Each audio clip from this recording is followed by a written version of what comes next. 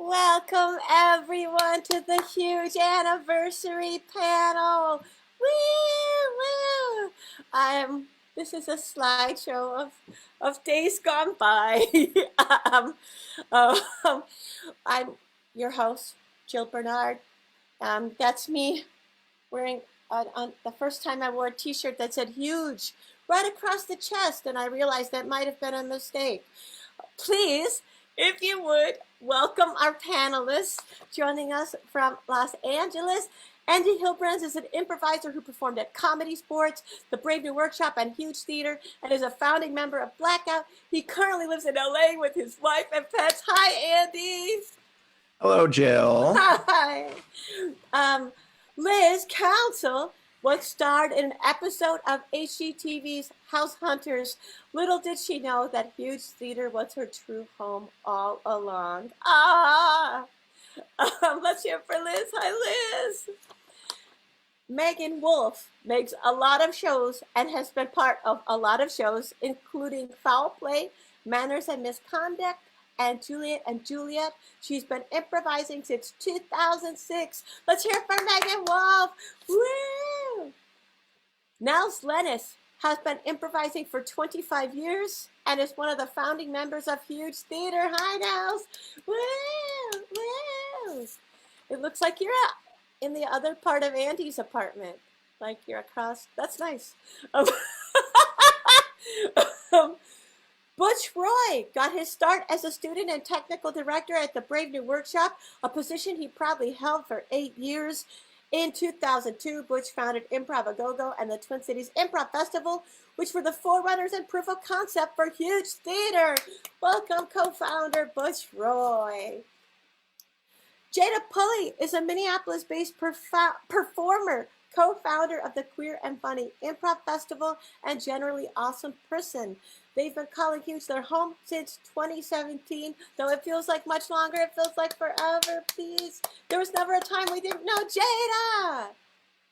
And please welcome Joe Rapp. Joe Rapp has been improvising since 2003. Aside from managing the bar, he is also part of the teaching staff at Huge. Joe is the co-founder, managing director, and a performer with The Bearded Company, which is a locally known and nationally recognized touring group, back when people could tour and do improv. He's also a really great graphic designer. Shout out for Joe. Woo! Woo! Hi, everybody. Thank you so much for joining us. The reason I asked you here today, I've called you all here today for a very specific reason. To me, talking about the history of a place is not as inspiring as hearing the stories of a place through a personal lens. To me, personal history is much more interesting than just a dry, anecdotal, date-by-date, chronological exploration of a place. So I invited these lovely people who've all spent different lengths of time at Huge, involved with Huge, just to kind of come and talk about Huge for these 90 minutes that we have together on this Facebook Live experience extravaganza. So thank you for being here. I'd love to just start, and my first question is, what was your origin story? How did you get involved with Huge? How did you hear about it? What brings you here to this spot today? Joe, just because of where you are on my screen, I'll start with you. What's your origin story, Joe? Sure. So the Bearded Company, when we started as a college group, and we used to drive down from Fargo to do a 25-minute set at Improvathon, and then drive all the way back, and then come back the next week and do it again for some reason or another, because Minneapolis, that's where it's at. So we used to do that, but that's how we met Jill, Butch, and Nels. And at some point, a couple of us were moving down to Minneapolis around 2010, and we had gotten word that Huge was gonna try to find a space and get a real physical home. And so my partner in crime, Matthew Pittner, and I emailed Butch and just said, hey, if we drive down, would you like go to like breakfast or lunch with us and kind of tell us about Huge? And so Butch, I don't know why, but agreed to this. And so we went to the Uptown Diner, and he told us kind of what was happening with Huge, what the ideas were, and we're just like, oh, and we just like, our brains were like lighting up of like, oh, we got to get in on this somehow. And so within the next year, we had moved down, and Huge had then opened their space, and we just continued to be very annoying, and tried to, like we were just bugging them to like, because we wanted to get a show up, because we were performing at coffee shops and wherever else we could, and we wanted to show up. And then we're just like, oh, well, you have a bar. Oh, we can do that. We can help with the bar. So we kind of just inserted ourselves into the theater by saying, we'll manage the bar. And so that's kind of how we got our start there, and how I've attached myself to Huge. Pretty much since the beginning of the physical space, I have wormed my way into as many little holes as possible. Oh, that's beautiful. Thank you, Joe. We're eternally grateful, because running a bar sounds terrible. Jada, how did you get started? Yeah. I only came in 2017, and that was after I moved back to Minneapolis, or to Burnsville Savage, but we call it the city anyway, because what else is it? And I was bored as hell, and I didn't have any friends, and I saw on Facebook, shout out to Facebook because you need my endorsement, event for improv jam for people of color. And I was like, oh, that seems like something to do. So I went and met John Gabertatios, the diversity and inclusion director, and just a bunch of lovely people who just like really like welcomed me in and made me feel like, oh, wow, this is better than sitting home alone, which is the high bar that I aspire to. And I just, after that jam, I basically never left. I signed up for classes. I started volunteering. I started house managing and TA for classes a little bit, and like started doing a bunch of shows. And yeah, also getting myself into all the nooks and crannies possible, because Huge is now running through my blood. But that's how I got started. Yay! What a great story. Megan, I don't even know how you got started. How did you get started? Through you. I met Jill briefly back when you used to travel down to Austin and see Eric, who I was friends with at the time when we both lived in Austin, Texas. And I needed somewhere to go after college, because I'd lived in Texas my whole life, and was like, I need to try somewhere new. And I was like, well, there's Improv in Minneapolis. I have proof because I met Jill Bernard, and she says there is. And so I moved up in the fall of 2010, which was right before Huge was in their physical space. And so I was also bored and lonely and needed somewhere to go and something to do. So I would go to Improvathon and watch, and I would bring a book because I knew nobody. So during intermission, I would read a book and watch improv. Yay! I'm sensing a theme that Huge is home for the bored and lonely. Speaking of bored and lonely, Liz Council. Just kidding. I was just gonna say though, that's kind of how I got started. Not a Huge, but so I was bored and lonely when it was like the summer of my sophomore year, and I Googled improv classes, and Brave New Workshop came up. So I went to the Brave New Workshop Student Union. I took all the classes, and at one point Tom Reed was the teacher, and he said, well, there's actually other places that have improv here. There's this spiffy new place called Huge. It's ironic. They're not huge. They're small. Go there and see what's going on. So, and I was taking classes, and a lot of people I took classes with then are still kind of around Huge, or I feel like they are. And Carolyn Blomberg wanted to like get into it. So she was like, I want to like perform right now. We like just learned how to do anything. She's like, get me on stage and you're coming with me and you're coming with me. And she like all these people. And it's actually a little bit funny looking back on it because I think we ended up being like very racially diverse. And I don't know if that was, I don't know how much she was thinking about that, but we like assembled this like somewhat racially diverse group. And then we did class of 94. I was not probably that good, and Butch can attest to, I didn't know any of the cultural references, but I got to know people, and I would have been reading books in the audience if I hadn't been pulled into it by somebody else. And then I just also kind of stuck around doing different things around the theater for a while. Yeah, those people are super pivotal. The people who are like, you come with me. Andy, how did you get started? I was bored and lonely in 2009. After graduating college, I wasn't really sure where I wanted to go. And I was friends with Meghan Wolff, who did shows at Huge. We were in a college improv group together, and she had moved up to Minneapolis and took a graphic design job. And she told me about the Brave New Workshop and said that I should come up and try to do it. So I was like, I will try to do that. So then when I got up in 2010 and I started doing comedy sports, that's when I got involved with the community. So when Huge opened, I think the first groups I did with Huge were Teddy Bear Tornado with Meg Linnefelter, Don Watch, Josh Lanzett, Dave Christensen. I think there's one more.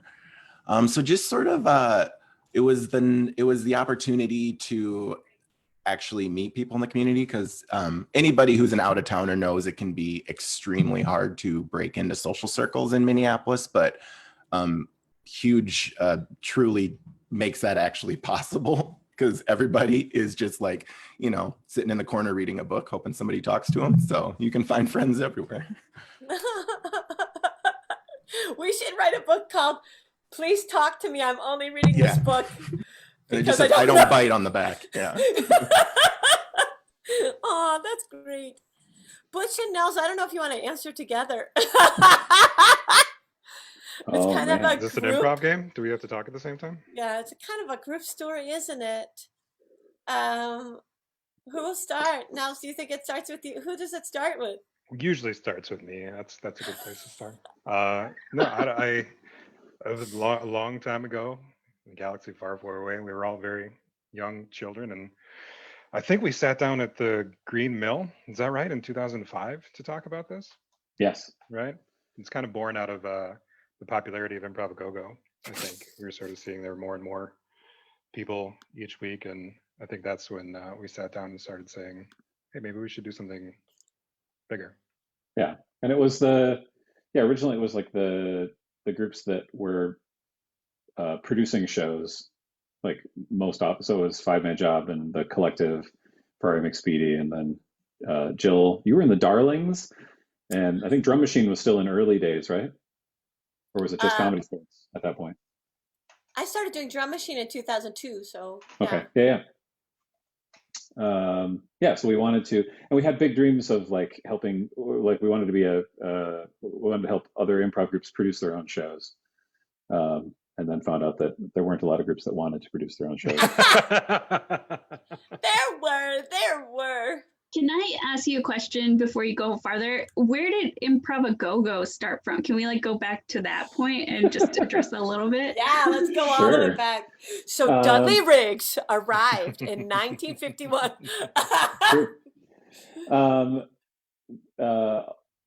So about 18 and a half years ago. So I was the technical director at the Brave New Workshop, and had been for not that long. But the workshop had been given the lobby of the Palace Theater in St. Paul to produce Flanagan's Wake, and I helped outfit that space, and I was helping take care of all their spaces.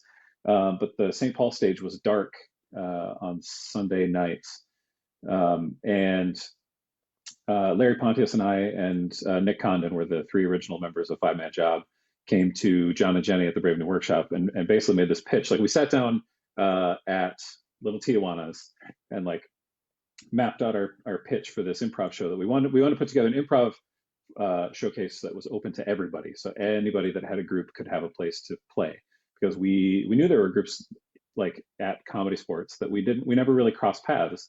And the workshop had their main stage cast, but there were groups graduating out of the schools that didn't have a place to go. So we wanted to sort of just solve that for everybody as much as we could, and just basically like all the barriers to entry we wanted to take away. So the show would handle we would have a normal a standing time, so it wasn't like you had to hunt it down in calendars and find it at the Bryant Lake Bowl at weird times. We wanted to have a standing night and time and a rotating lineup, and we would handle the promotions and the scheduling and everything else. So all you had to do was worry about showing up to improvise. And we brought that pitch to John and Jenny, and basically tried to make it as impervious to them saying no as possible. And because I was the TD, I had the keys to the theater in St. Paul, and Andy Brynelson was bartending there along with Amanda Erickson, and they agreed to come in for free on Sunday nights and work. So we basically, we're like, we have all this for free, and we'll do all of it for free, and we'll collect $1. We charged $1 because we didn't want it to be nothing, and we wanted to keep the ticket price really, really low. And I like to joke all the time that like it would have cost them. I was like, I have keys, so we can do all this, and we have the staff and everything, and it would literally cost you money to send somebody to St. Paul and check and make sure we're not doing the show. And like, we'll just do it. And it'll be the cheapest option would be for you to just allow us to do it. And they were like, yeah, totally. And Sweeney's agreement with us was, as long as people keep coming to see the show, you can have our stage on Sunday nights at 8:00 until forever. And then, so that started in May. And then that October, the Minneapolis stage went dark on Sunday nights because it wasn't a good night.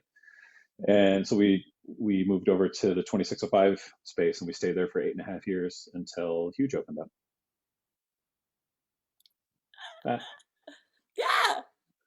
I think that's where a lot of improvisers got their start, and it's where a lot of us met each other, was at Improvagogo. Megan, that's where you first got to know people. I also think that Nels, would you say this is true, that Improvagogo kind of showed us that opening a theater would be possible? Yeah, absolutely. I mean, I feel like Huge was sort of born out of necessity, right? The community was growing, and it got to the point where we thought, well, there's enough people and there's enough talent and there's enough content that maybe a theater dedicated to that thing could work. Now, For sure. Jada, Yeah, when we started scheduling, the schedule filled up for I think it was the first 6 months inside of the first week. Yeah. So we're like, well, there's no, there's more than enough for one night. Jada submitted a lot of great questions, one of which is, what other names were considered for Huge Theater? And maybe that involves telling how Huge Theater got its name. Well, it was from, go ahead, Butch. Oh, well, yeah, so when the five of us came together, Nels, Jill, myself, Mike, and Joe, we formed a performing group called Huge. And that, I think, came from Fotis, yeah? Well, it came from Fotis's observation of, at the time, Jill, you were teaching improv under the title Tiny Improv.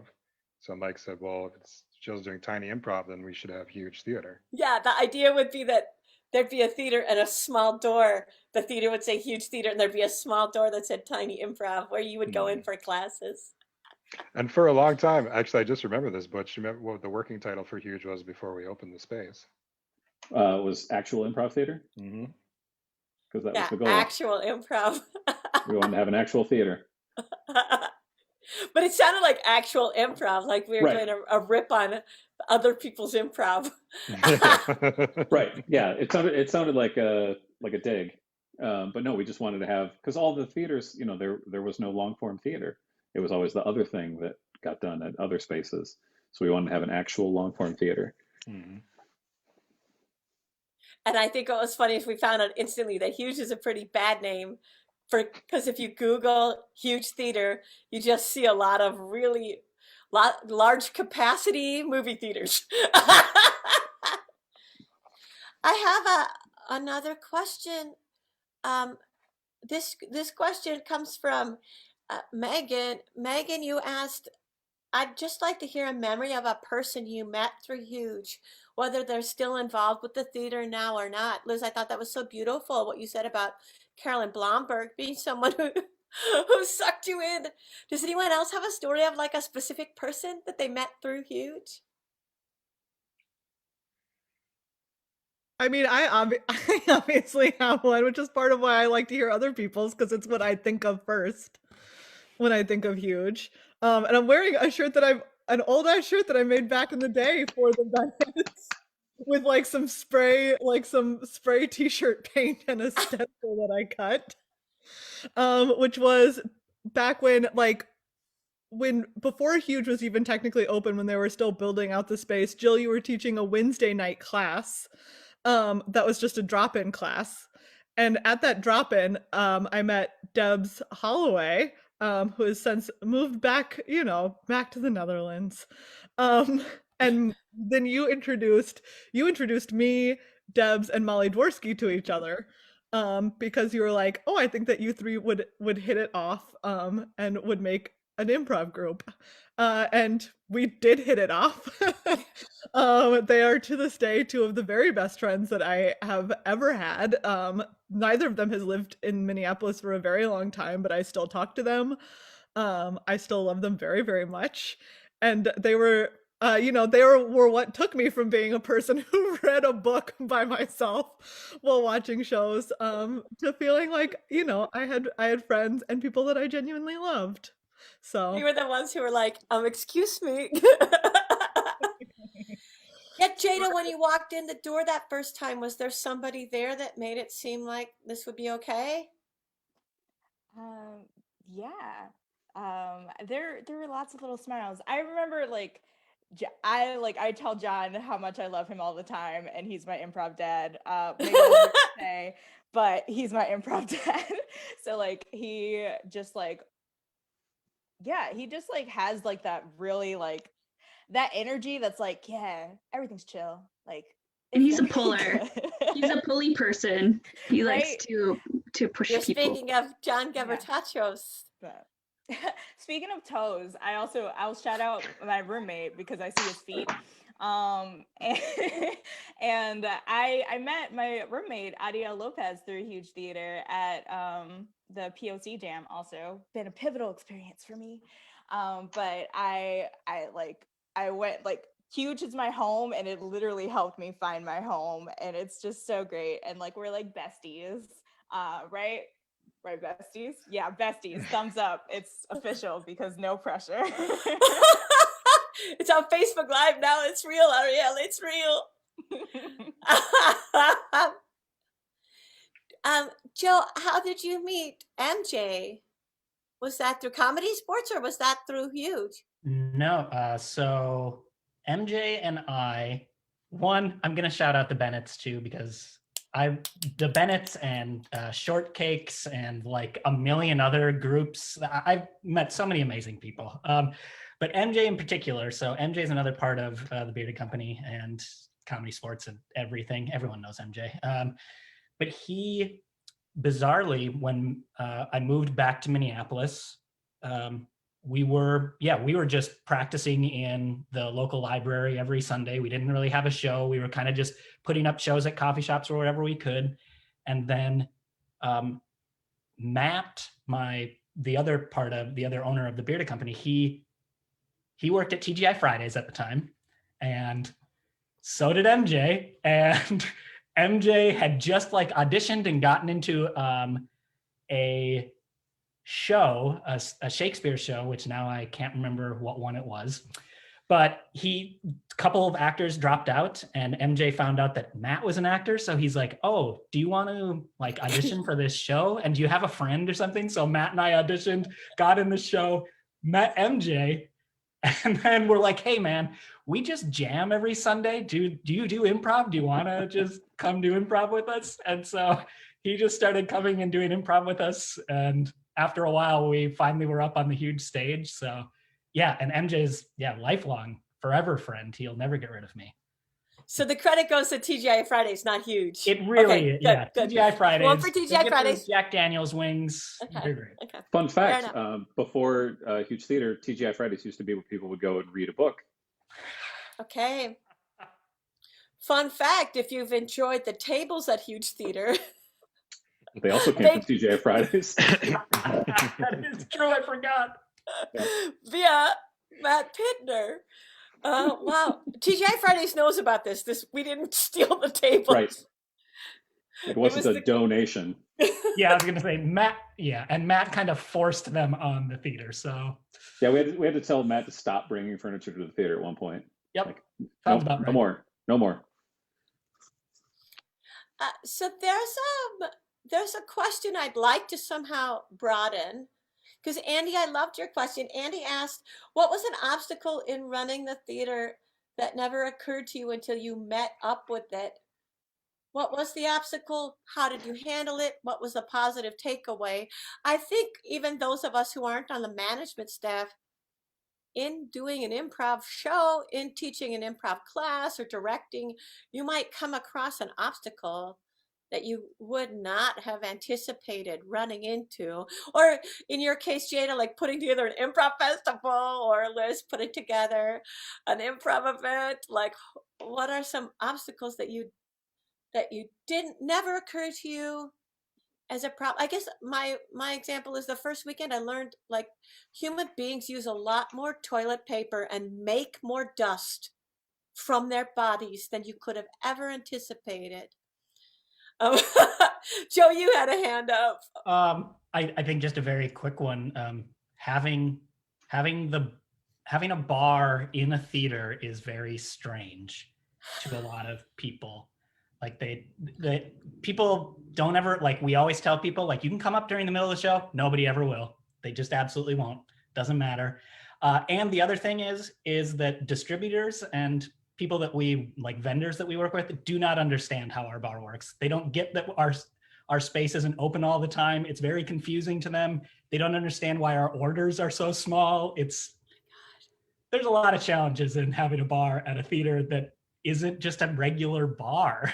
And those, I have to say, I've seen those 2 p.m. bar sales, Joe, and they're not going anywhere. I know. Oh. I've tried everything. The main flat. Yeah, that's one answer to Jada's other question. What's one of your favorite old running bits? Every month I have to do a download for the sales tax of our bar sales. And I send a note to Joe that's like, hey, seems like bar sales really pick up around 8 p.m., but we got to work on those morning and afternoons. But you're so right, Joe. No traditional businesses understand that we are a non-traditional business. I got in a big fight with one of the beer delivery drivers. He was like, what time do you open? And I said, the box office opens at 7. And he said, but you're here right now. And I said, yeah, but I don't have to be. Yep. They just don't get it. Any other like obstacles you've encountered either on any improv? Well, okay, to kind of tie it back to the previous question, we talked about John a little bit, and he's kind of like here without being here, because I think almost all of us like probably love John, right? And he was also somebody who like really pulled me into doing things more actively. So he had this idea, because he came into, improv's really white, and it's a little less white now in our theater. But he was really pivotal in like pushing that as something to prioritize. And when you talk to people about it, especially in like 2016, it was kind of like, yeah, we should do more to like support diversity. But then like we put together, this is his brainchild, but I was like trying to figure out the logistics of it. We put together this symposium, we called it, where we had workshops, and we called it Our City is on our stages, and we had speakers, and we had lots of community conversations. It's so hard to get people to engage in that stuff, and it's not like fun on its face. So that's always been like part of our troubles in talking about it and getting people to engage in it, and not like the whole conversation about white guilt has obviously been really at the forefront of people's minds after 2020. But trying to talk about it before then, it was like nobody had any vocabulary. We didn't know how to manage people's feelings about it. And we didn't know what would work. So, and I don't know, we're still working on that. And how do you shift the culture and get people to talk about difficult things in like a fun environment for people who are bored and lonely? How do you get them to be like, now we need to self-reflect? So that's a hard sell as here's a fun activity. Let's Let's change do the entire some culture. exercises. We want to all cry together. Let's just look into each other's eyes and just really think about all of our racial identities together. Yeah, some people like it. I like it. Not everybody likes it, Liz. You're absolutely right. Woo! And I would say one of the big broad problems that we ran into that we didn't really understand the scope of was just explaining, because long form is so broad and so it can take so many shapes, like trying to, well, the public doesn't really have a general understanding of what it is. And people would ask all the time, like, so what is long form improv? And they're like, well, and for a long time, the simplest answer was like explaining it by what it isn't. Like you've seen short form, right? Like whose line is it? It's anything that's not that. So, and then even when people actually do come check it out, they would come see Star Trek and it would be like, so that's long form improv? Like, well, that's one of them. Like it can also be a million other things. And same thing with the diversity. Like we would say, like, it's really white. And they're like, well, I saw this one group was all black. Well, yes, that's one group. Like it's so big and broad and there's no model for it in like the public brain. People kept trying to think of it like Whose Line or like Saturday Night Live. Like it's not a regular cast every single time. It's a different group every time doing a different show every time, doing a different version of that show every time. And it was just like too many variables to get around. And we still run into it. People are like, what is it? Yeah. Even today, someone is watching this panel wondering, what is it?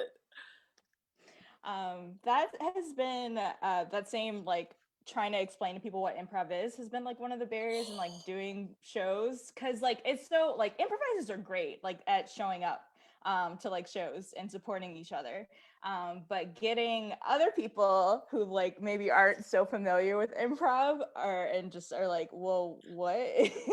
How many people on this panel? How many people on this panel have had their relatives ask how their stand-up is going over the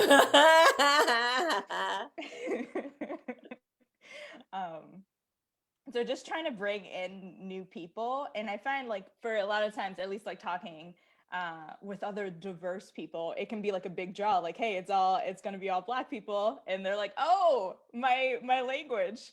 And that's great. But like, I don't know, like having to have like a real, like a draw to get people interested is really great. It's fun and it's super like successful, like when you do get people to come, it's like, oh my god, and then they like improv, and it's like I've converted a few people and got them into the cult, which has been like greatest successes of my life. But I guess because we were talking about John and Our Cities, Our Stages, like I think, like I was saying, that there is this like the need to create like affinity groups for spaces for people to kind of like have that entryway, but then keeping that flow going to like just integrate into the mainstream has been like a little bit of a challenge, because like I find like it's easiest when you can just like show up and like know that people like that they're like when you go in a pack, and like sometimes people are like very scared to like enter in and just like bring, or like I am sometimes, and bring themselves. I remember like one John thing that happened is for Bad Poet Society, which is a show that I did with Jill and other great people about that was like improv plus spoken word.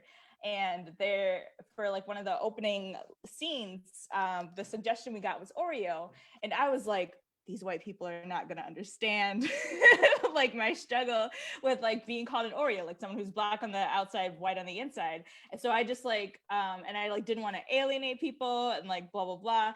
But I just like talked about the cookie, chump. And then John goes right after me and just like talks about that experience. And like people react really strongly to it. And I'm like, oh, damn, what? you can speak your authentic truth and just what? So just like that, bringing yourself to the mainstream is also something that I'm working on, like being Jada. And I've been able to be more Jada because of my experience with Huge, like in the improv and in my own life. So thank you. And I think the dream is that we'll have an audience that wants that.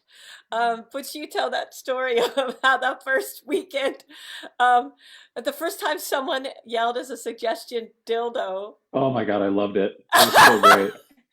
The audience turned on the person. Because that's like the cliche, right? Like that we all like, and you ask for suggestions, somebody else dildo or proctologist or whatever, and then it's our job to make it work. And it's like, no, not here. Like, and he was sitting right on the aisle, so you could kind of see him in the spill of the lights, and he really thought he was going to be hilarious. And it was on a Sunday night, and he yelled dildo, and everyone around him just turned and just sort of quietly gave him the like, shut the fuck up. And like, no, we don't have to, like, we can be smarter than that. And we should expect smarter than that. And I was like, yeah, that's our audience. That's so great. Oh. One thing that's always surprising when I go to and I don't do this very often, but when I go do improv in other places, is how much drinking there is. And how like that vibe, that attitude of like, how do we feel about somebody yelling out dildo as a suggestion? So I don't know if there's a question in there, but observation. It's because they're scared to go to the bar, Joe. There would be more drinking if they weren't scared to get up during a show and go to a bar. They're worried what's going to come out of their mouth if they drink too much. So yeah, that's it. I think in a way, it's something we borrowed culturally from the Brave New Workshop. Because John Sweeney has always been improvisers don't drink before your show, wait till after, and like people just followed the mentorship of those that came before. Yeah, it wasn't a rule; it was just an expectation. Yeah, and it was so much better that way. I don't know why the audiences follow it. I think it is because they're scared to go to the bar. Because you'd have to work hard to get drunk during the pre-show and the intermission. It's not that long an intermission. We have a question from Mark M on the Facebook Live. Hello, Mark M.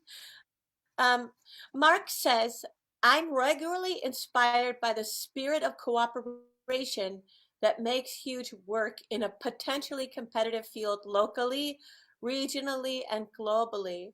How has thinking evolved around that dynamic of cooperation? And Andy, I'd love to hear you talk about it because you spoke about it a little bit already. Like you came over, you went through Comedy Sports, you went through an independent group, and you went through the Brave New Workshop, and no one gave you a hard time, it seems like. Yeah, I mean, that especially became clear to me after I left Minneapolis in 2016 and went to New York, just how non-competitive people are with each other in Minneapolis. I mean, there is definitely a competition, but it's less stepping on someone to get over, or it's not, people aren't trying to sort of compete with each other for the same thing. So I think that is one reason that Huge can have such a diverse, and I'm speaking also just in types of content available week to week, because not everybody is trying to do the same thing. And I think that's something you helped with when you open it up, when you realize that there's all these people, because yeah, I think I was the first person to go on the Brave New Workshop main stage in a long time. They were like, finally, maybe Joe Bozick shouldn't be Obama. So they pulled me up. And I just think that, you know, that having that sort of closed avenue to move forward, it's just extremely helpful. And I think that does alleviate the amount of competition. But as you were saying with kind of like with John Sweeney and not having sort of the drinking culture prior show, that was something that really shocked me also when I left, is how much of drinking people would do before show. And I was like, you guys, what if our parents come in? You know?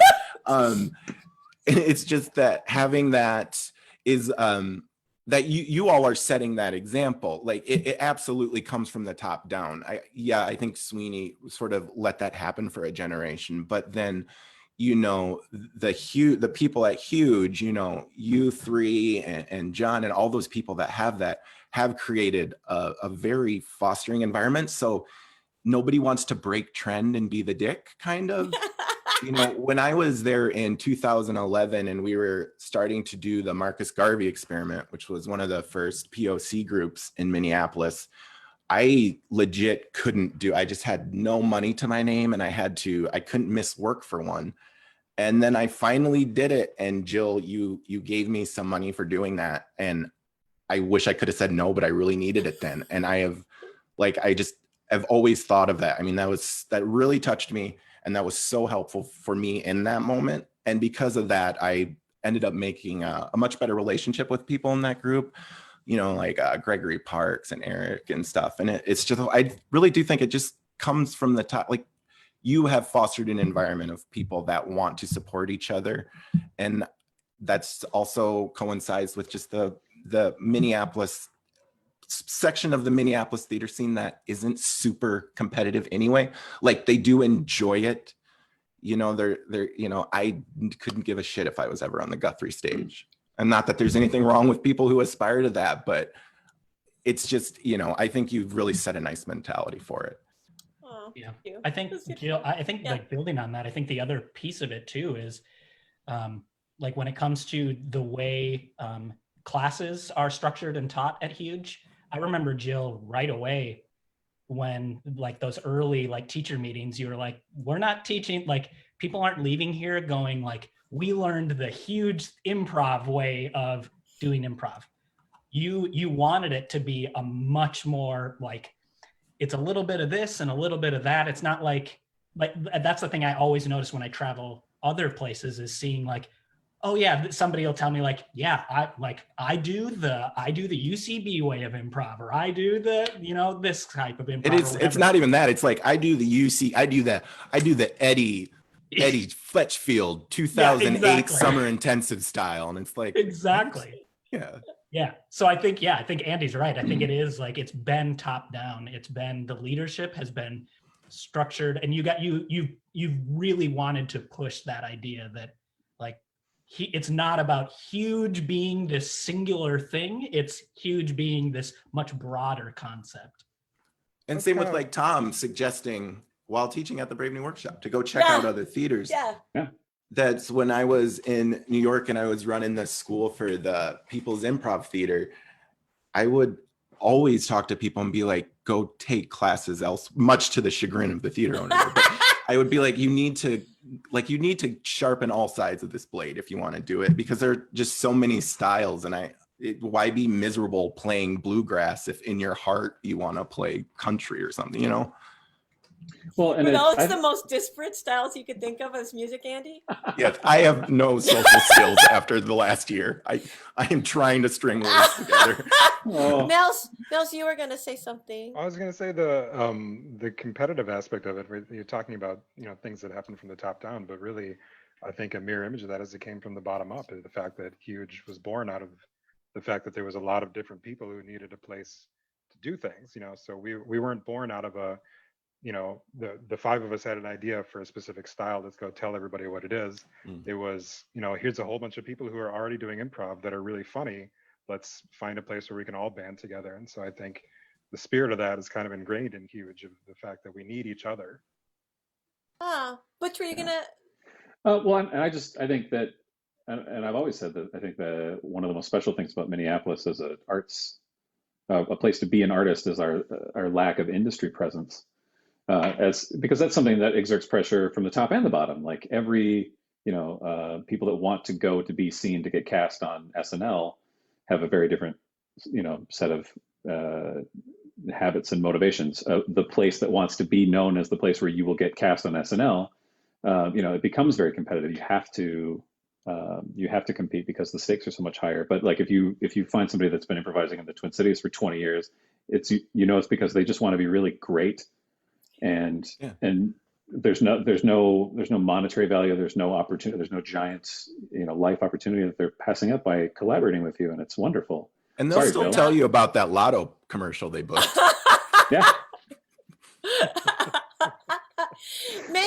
Meghan, you're someone I think of who's been very successful in improv projects, not just at Huge, but like with a broader scope. Like if we're talking about non-competitive, you've been in so many different alleys that could be competitive. Do you have any thoughts on like what makes the spirit of cooperation?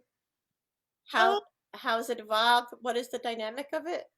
I mean, I think part of it is like a big willingness of people to just like an enthusiasm for being in something no matter where it is.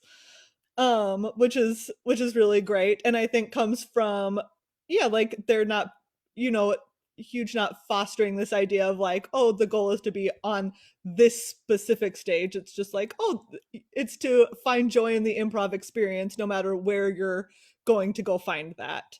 So it meant that, you know, if we're like, hey, we're gonna put up this show at the Bryant Lake Bowl, because, you know, like it offers, maybe it's like offers like some different nights available, or it even just has like a different stage shape that's fun to play with, or stuff like that. It means that people are very willing to be like, yeah, it doesn't matter where it is, like it's still improv, we'll go do it. Well said, well said. I remember in the olden days, in the early 90s, and maybe Nels, you signed one too, there were contracts that you would sign where they didn't want you to like my first contract at Comedy Sports had a non-compete clause where you were not supposed to go do improv at other companies, and we all signed it and said okay, because we knew full well that Minnesota's a right to work state, so you can't legally enforce it, but we signed it anyway just because we wanted to, because I needed those $5 a show. But like we really tried to create a spirit where you could, I mean, I think everybody's always wanted to play everywhere with everyone and not feel like you have a barrier to that.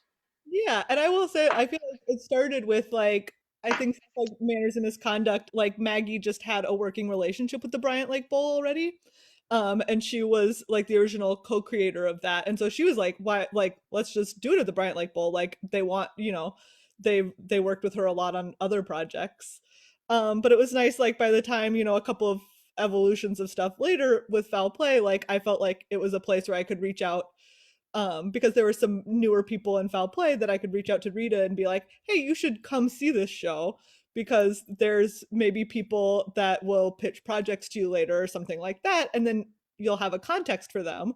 Like you'll be able to have seen them in something out here.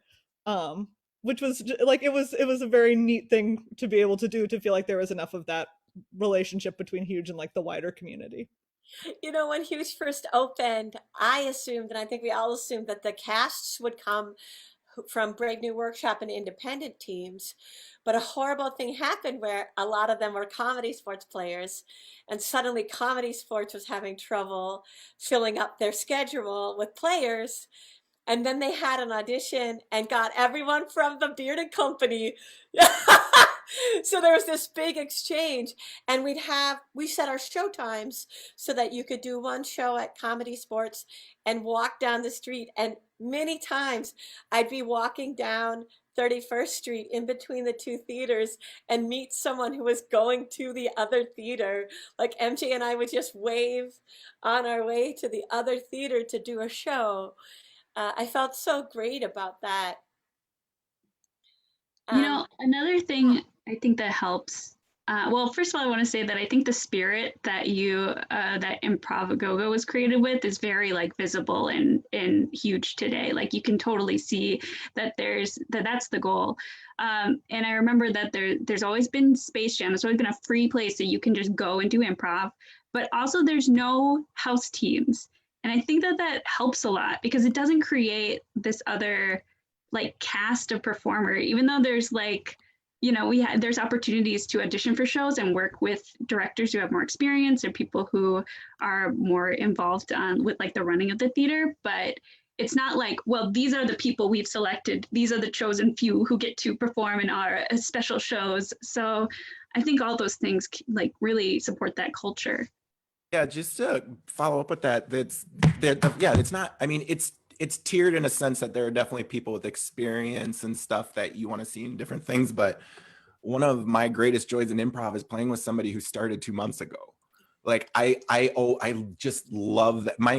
Probably one of my favorite huge memories is I did a troika with Mike Burnett and Eric Nelson. And that is one of my favorite memories because Mike had just started. I think he had just gone through 1 or 2 of the classes. His brain was so unpredictable because he hadn't had that, like, all those kind of structures in place.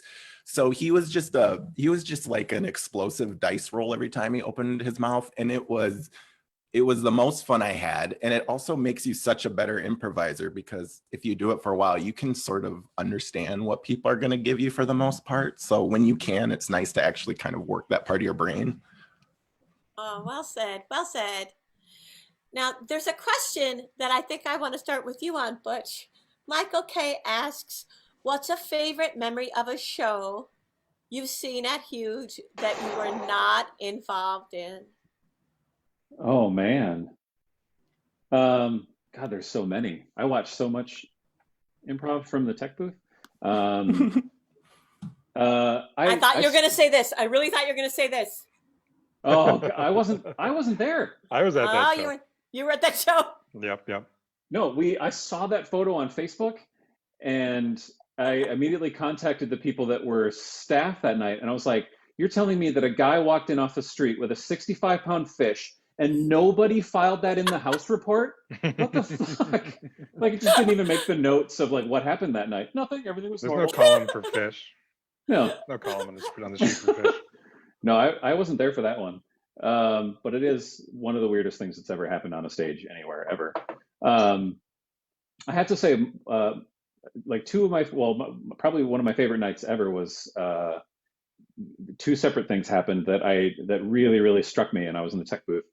It was we used to have a fundraiser in March when we first opened because we had to, because we opened and we were bleeding money. And we had a relationship with Puny Animation Studio. So they had asked, they were doing something as part of the show, and they had asked that day. I got a message asking if they could throw money around the theater, and I was like, yes, of course. Like, I don't understand why or what. And I got a photo of a stack of $1 bills, and I was like, yeah, sure, okay. James and Chatty came out and intro this clip. So they gave me a thumb drive with a video on it, and they're like, just press play and then don't touch it no matter what happens. Okay. And they talked about this new show that they had just booked. And all right, no, so we're going to roll the clip. And the lights went down and they played this video. And when the lights came up, they had sunglasses on and were throwing money into the audience. They were just like, we're making it rain. And then there was a record scratch and it switched to like pipe organs, and they flipped their hats upside down and they started collecting from the audience, like, thank you, brother. Oh, thank you. And they started collecting it, and then a record scratch again, and they started throwing it back into the air. And they threw out $500 and they got back $505.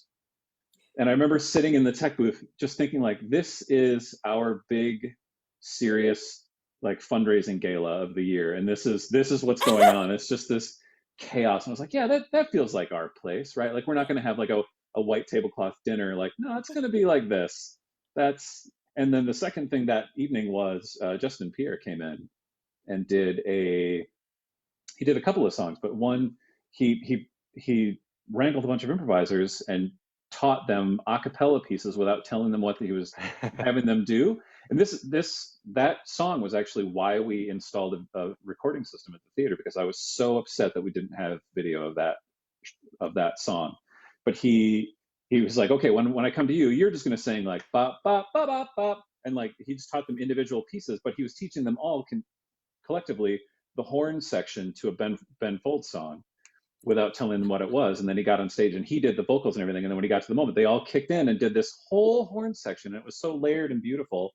And I was like, that was the coolest thing ever. And he's not an improviser, and just grabbed this bunch of artists and put something on stage. And it was so amazing that I was like, I can't believe this moment is getting by and we're not recording it. And we're the only people that get to see it. But that's, of course, the medium we work in. And that's what's so beautiful. That's great. That's my two. I love it. Oh, Michael also said, how about one you were involved in? So if anyone has a memory that they want to share of a favorite memory of a show or a moment in a show, it can be yours or one that you weren't Butch, do you involved in. remember the 5-man job set where a juice box materialized out of Yes. nowhere? Yes. That was my favorite. Oh my God. I have never been so, my brain locked up around, because yeah, Lauren and I were playing, Lauren kept demanding snacks and Well, she juice kept bringing boxes. snacks. Yeah. She had lunches for everybody. Yeah. And then just demanded that you bring her juice box, and you just reach behind the flat and pull out an actual juice box. And I couldn't understand what had just happened because I had just gone around the flat, so I knew that there wasn't anything back there. Just reached behind the flat and produced a real object that we were just talking about, and I was like and it was the most random of things, and I literally couldn't make words come out of my face. I was so stunned. I legitimately thought maybe I should stop doing improv. Like,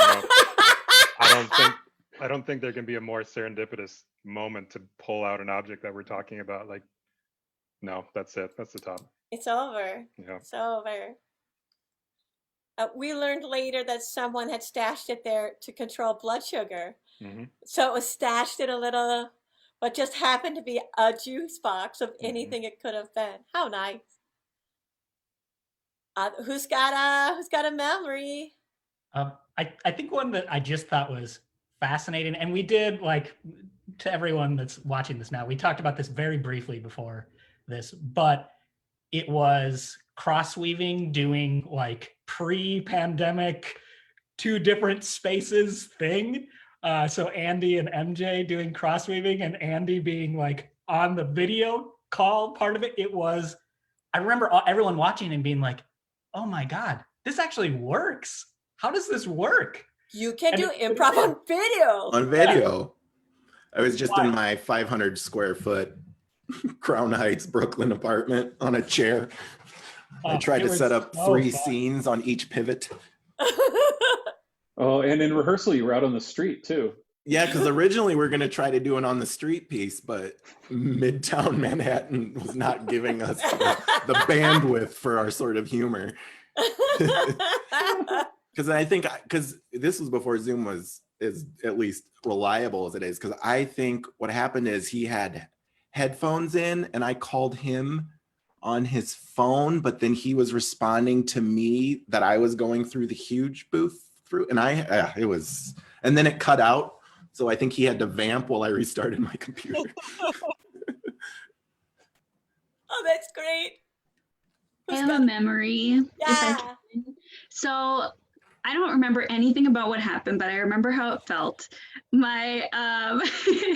So my good friends Janelle Blasdell and Megan Marks and I put together this group called Shortcakes, and this is also when we were baby improvisers, and we signed up to do the huge Improvathon, and we got the like 11:30 slot, and we were like, they know we don't know what we're doing, like we have no idea how to do this, and we like went out and we did a set, I don't know, hit all the buttons, the summoning the people buttons, and it just felt very euphoric because everyone's all pumped with the Improvathon, you know, haven't slept in 48 hours energy. And then afterwards, Joe Rapp was like, that was a good set. And then the Bearded Men asked us to open for them for some run. And yes, I just remember feeling very euphoric. I was like, surely this is the height of improv. So. And it was, and it's all but down here. Just kidding. And I was wearing this shirt. Jada, did you have a hand? I didn't, but I do. So hello. Just Improvathon made me think of and also video. I remember like the Shelley and Ethel sets where they like refer back to what happened last year. Like, let me check back up on that. And they put the video up from last year, like while they were improvising this year, and just like brought in like the students from the next set, and just like had like so much going on that it was just like, this is delightful. I love complicated things, right? Don't keep it simple. But I it was beautiful, and I remember it all the time. And also like in a show that I was not involved in, but also involved in, like I might know that I have a powerful laugh. So a lot of times I would be amused by something that is happening on stage and get incorporated into the show. Like the improvisers would just like react to me. My favorite though is like that happened at a Blackout show, and it was one of my like kind of laughs. So they incorporated me as like a dolphin and started making like a song about like be a dolphin, and it was just the greatest moment of my life. I think I have it on video somewhere, and it should be, it was great. I felt so special. That's beautiful. For those viewing at home on the Facebook Live, Improvathon is an annual event that we hold that's a 28-hour improv marathon fundraiser. So some people have shared Improvathon memories. Others of us cannot because it's 28 hours of or more of no sleep, and it's just a solid blur. But I'm sure we all have some Improvathon memories. I do remember that first shortcake set. So dear and sweet and beautiful. Any other favorite memories, Megan? I feel like I was just thinking about this. The first time that Greg Parks ever did Where I Am Now, I feel like every person who was there was just like, I'll remember this for forever. Because it had that energy of just like just like trying something new and trying something a little bit different. It's because it's a completely silent one-man show, and it just being like wildly successful, like mind-blowingly successful, and just being able to witness something that's just like, we'll see how this goes, and the answer is that the way that it went was like a 15 out of 10. It's just like such an amazing feeling. And that show, like that first one of that full run of it, like that show had it where you were just like, what? And I just love that it's a great opportunity for him to just, when people get to bring in their awesome outside of improv talents and incorporate it onto the stage. Because if people don't know, Gregory Parks just has an amazing amount of clown training, right? Is that the show I'm thinking of? Yeah. Yep. I remember so clearly standing next to Andy the first time you saw Greg do his thing at TCIF. Yeah. You were like, how long has this been happening? What the hell is this? The answer at TCIF was, it's like only 5 times. This is like the 5th time it's happening. But it was incredible from the get-go, and it was amazing. Oh, beautiful. Any other memories? The anniversary shows of past years, I have very, very fond memories of. It's usually 2 groups. It's usually Drum Machine and Gay Straight Alliance, just absolutely wrecking the house completely, just bringing the house down in a way that you don't hear the rest of the year. People, it's that it filled me with those moments of joy of like realizing when improv can be both a show and almost like an event, like going to a live game or something where people just stand up and just lose their mind about what's happening, and Drum Machine and Gay Straight Alliance both stick out in my mind as those times. Oh, that's great. That's great. I have another question here. I guess from James F. James asks, have you ever had an improv set that you wish were picked up as a film/TV show / etc.? We've had a ton of shows that were TV shows that turned into improv sets. You mean like Star Trek? Star Trek, and yeah. Anything that you wish moved into another medium? I once transcribed a Drum Machine set and tried submitting it to play festivals. It never won. I was like, here's how I'll make money doing improv, but it turns out no, really, people who write plays spend more time than I do and research it and stuff. Kind of cliche, but improv, I don't know, in my mind, has always been like, this is so cool because it's not going to be shown again. It's the only time you could have seen it, and it's not going to be recreated. And the spark that you experience is only going to be experienced by the people in the room. I've definitely had like story beats that sort of I've pulled from. You know, you're like, oh, okay, I kind of, but not necessarily like a word for word transcription, but just sort of an idea for sort of like the arc of a story or something like that has come from it, but nothing directly from it. Yeah, you write so much sketch, Andy, that I'm sure people ask you all the time if your improv turns into sketch comedy. Yeah, but more often than not, people ask, oh man, I bet this is going to show up in one of your skits, isn't it? And that's everybody, that's a very knowing nod from all the squares. You can go ahead and use that. Yeah. Yeah, it's just like Maria and I have joked about how we wish there were some kids at camp sets that we wish that we had gotten the video for, because we would love to make it into a script and then have actors do this show, because it would be so bad. And it was like it was a improv set that we had like a blast doing and felt great about, and we're like, do you know what would ruin this? Like in a great way is like to pretend like this was a real, like a theater scripted show that you had people do. It's like that would not translate. Yeah, and then I think you were saying earlier, Andy, like we don't live in Minneapolis to get famous doing improv. Like we don't. The only thing that'll happen to you in Minneapolis is if you don't hold perfectly still, you'll be in a Best Buy commercial. Yeah. But that's. I think we're in one right now. So the chances of you, like nobody's, like we were saying earlier, nobody's here because like people still say to me after a show, they're like, you should be on SNL. And I say to them, I'm 48. They're not looking for me. But thank you. I do have a great regret, because once Jill gave my name out for some Totina's commercial casting person, and I was working my actual job, so I couldn't do it.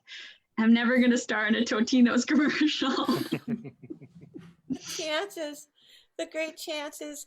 I used to get sent to a lot of commercials where to play the mom of a little kid. And I look around the room and all the little kids were there with their real moms. And I was like, why am I here? Why doesn't that lady be in the commercial? There's a question here from Shay. They ask, what are your predictions or hopes for the next 10 years? The next 10 years of Huge, because we've had 10 in the past. That can't be right.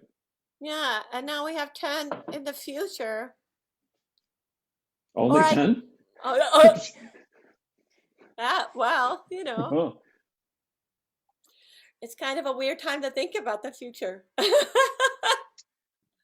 Right? Yeah. It feels, I've been thinking about this a lot lately, right? Like it feels strangely like extremely optimistic and kind of defiant to make future plans in over the last like 10 months. And the fact that we've started planning on things like change of leadership and what we're going to do. You know, we have to look ahead a few years at, you know, what are we going to do at the end of our lease? And it feels weird to even, if we didn't have to look that far ahead, I don't think we'd be able to, because it feels so impossible right now to even know what even next year.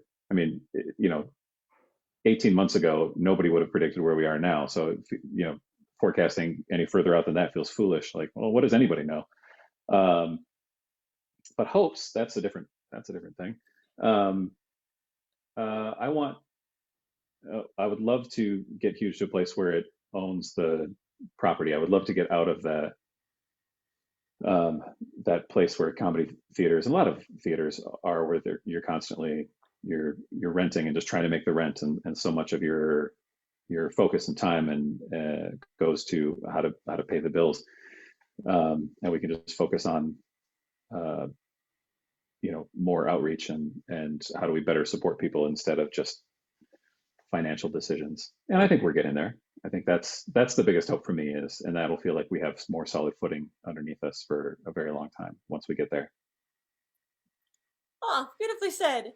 Oh, Any other future hopes and dreams? I think there's gonna be kind of an interesting reset in some ways as performer. I mean, this is probably the longest it's been since I've ever stepped on a physical stage since like I was a teenager. And like, you know, having conversations with people is like trying to walk up a snowy hill in roller skates right now because I'm just so out of practice in communicating with humans normally. So I think there will be just an interesting sort of maybe anxiety, for lack of a better word, once things hopefully return to normal, that will be almost kind of a nice equalizer for some people who normally had a lot of apprehension in performing. So I am excited that once things come back, what that's going to look like, what the show format's going to look like, and the people's comfort with communicating through technology and using that to put on a show, I think is going to increase. So it'll be fun to see what people come up with, as long as every show is not based around some sort of pandemic or virus. oh, yeah, agreed. Like everybody, you know, when people submit shows, you always base what shows can be on what you've already seen. Mm-hmm. And this year just smashed that. Like everyone had to get creative about like what you know, you can do video call shows. Oh my goodness. So I think it's going to get crazy. Jada, do you have a vision, like where you see improv going, where you hope it goes? I'm such a short-term person. I'm just like, I hope it's great tomorrow, and then I hope it's great if we can just keep going. That's great. But I do appreciate like the technological innovation that happened with like our resilient ass artists. And I know a lot of friends like have disabilities who have been like, oh, now I've been able to see like more art than like ever before, because like I can actually like see it from the comfort of my own home, like because like barriers out there. So I think like to have some mix still of this like this thing that we've been forced to do like still remain, like I can't wait to get back on stage or like back in a seat, just back somewhere in the vicinity of people would be great.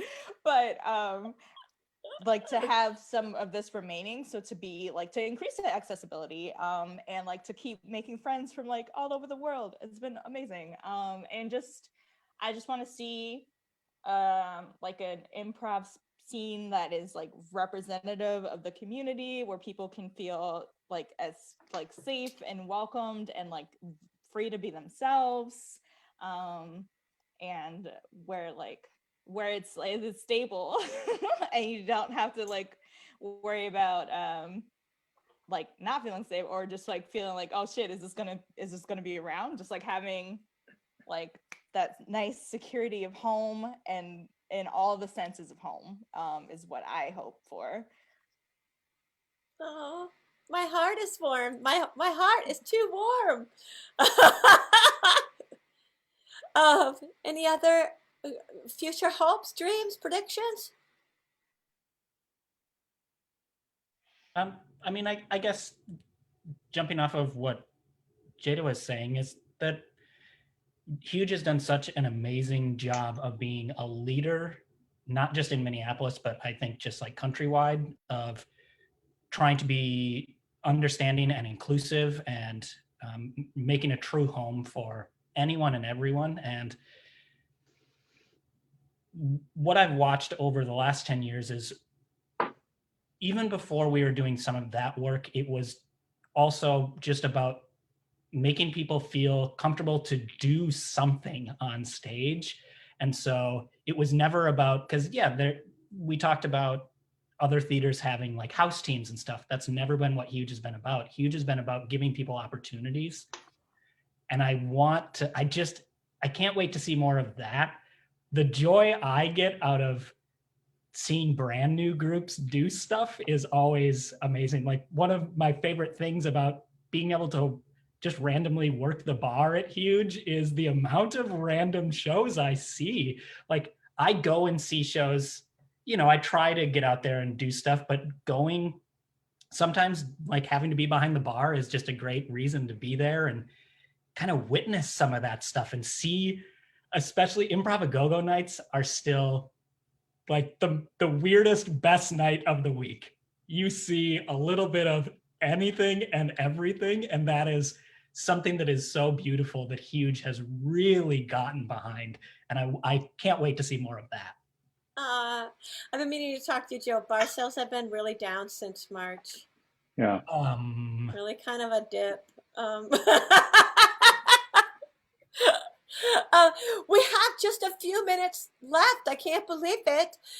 But both Nels and Jada asked a similar question, which is, how has Huge evolved and changed over the years? So maybe we could each think of like something that's changed, or something from the past of Huge, something that's evolved over the years, something you would say.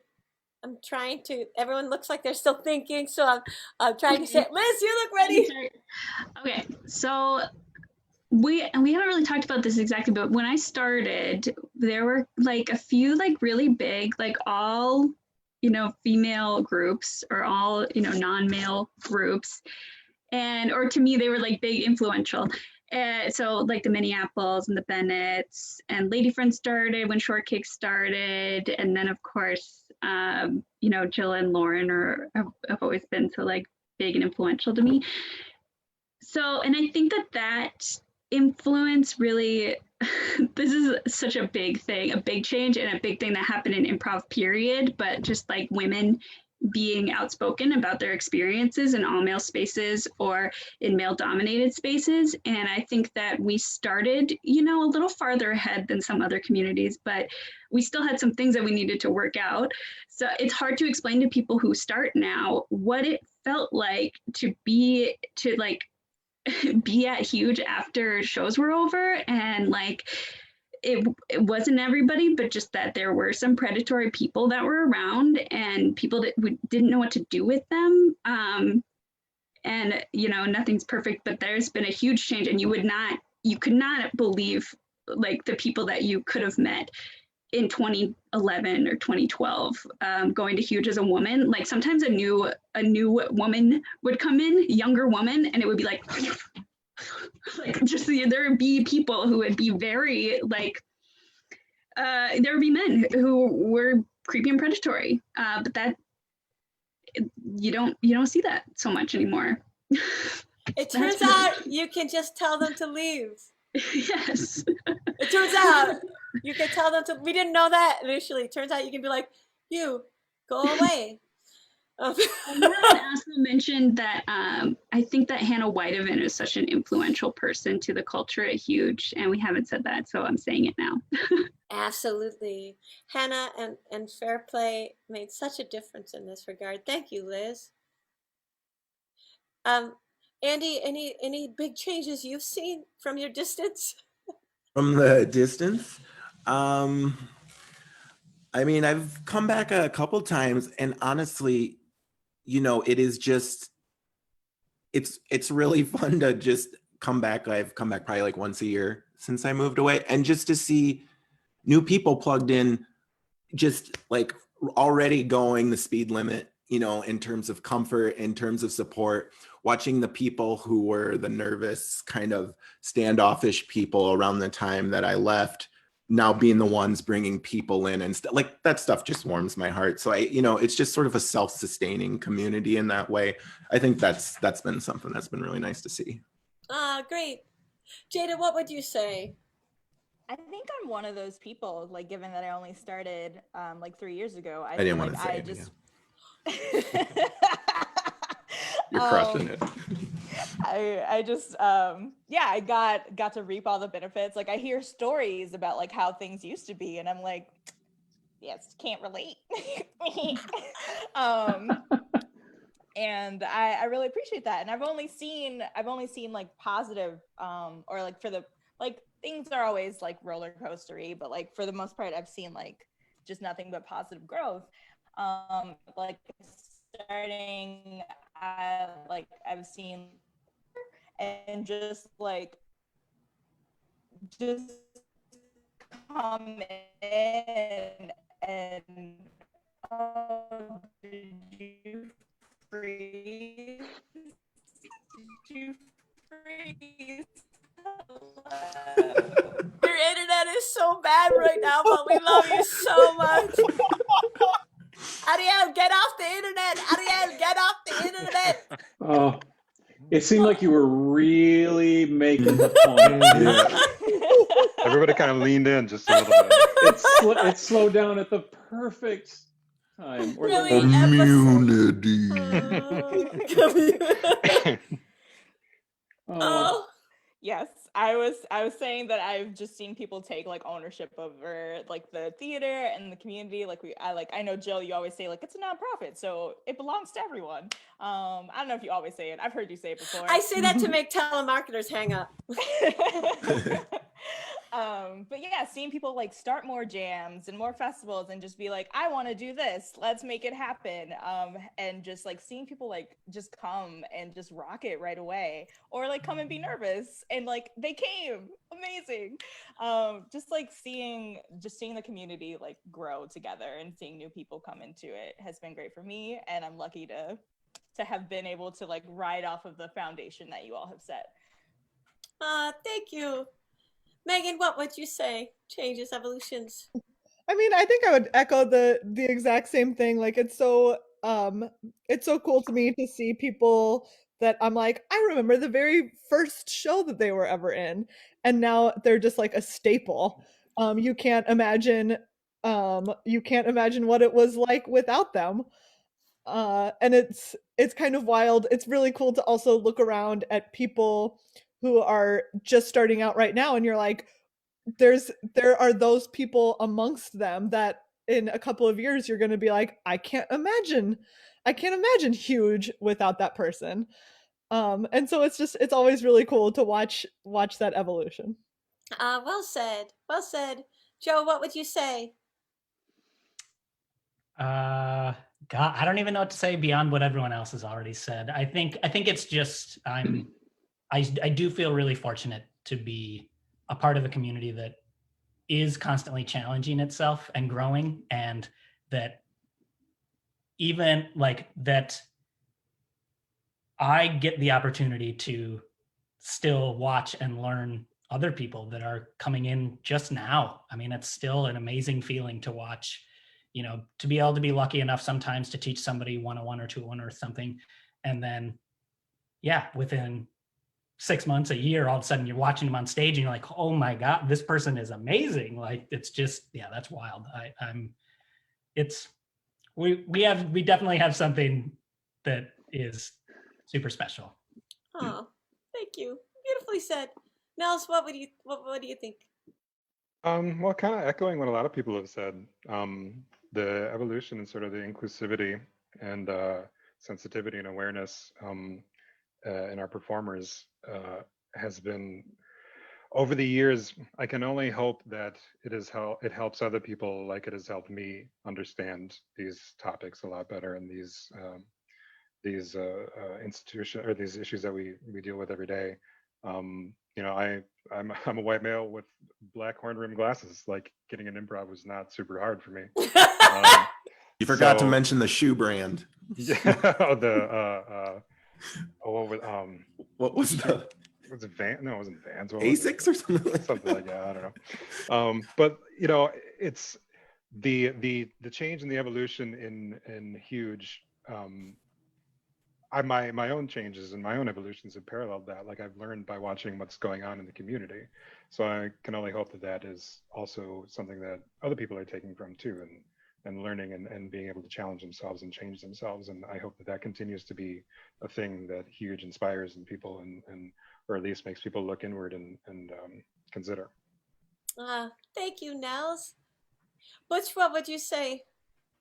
Oh man, I mean, it's all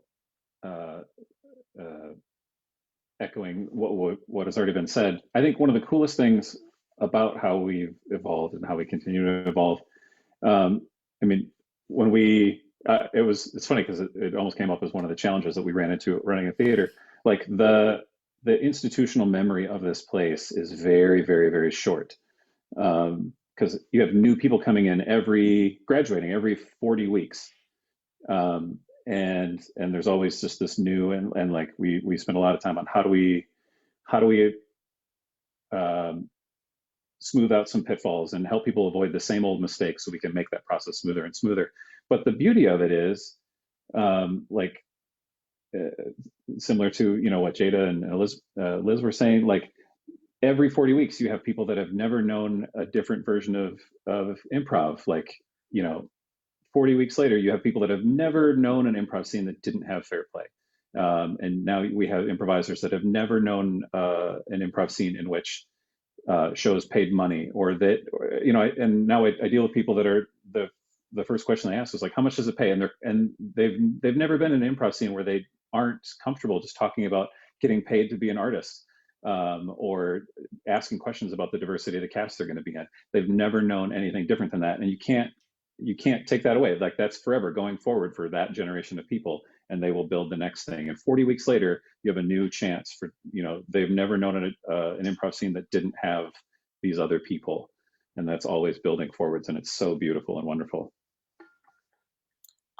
What a tremendous place to leave it. Thank you, Butch. Thank you, everyone. Thank you for being a part of this panel. We have a show tonight at 8 p.m.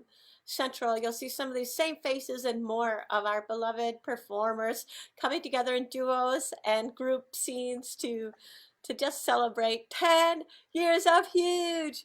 Woo! Thanks, everybody. Have a great afternoon.